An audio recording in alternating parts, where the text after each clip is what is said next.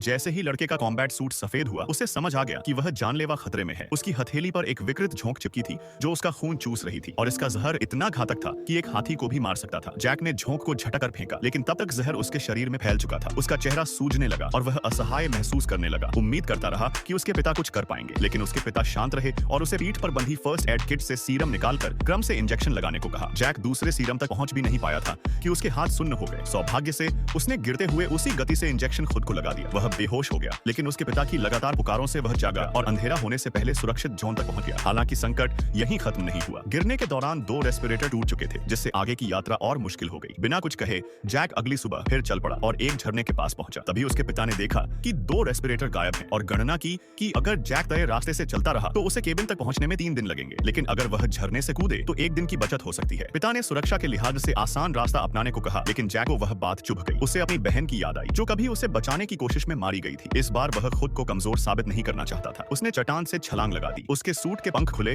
और वह उड़ने लगा। तभी एक विशाल ईगल ने उसका पीछा शुरू कर दिया। जैक ने पंख समेट लिए और तेजी से नीचे गिरा। फिर भी ईगल ने उसे पकड़ लिया और अपने घोंसले में ले गया। होश आने पर उसने देखा कि कुछ बाघ घोंसले पर हमला कर रहे थे और एक चूजे को मार दिया था। जैक ने तुरंत हथियार उठाया और बाघों से भिड़ गया। उसी पल ईगल लौट आया और एक बाघ को उठाकर खाई में फेंक दिया।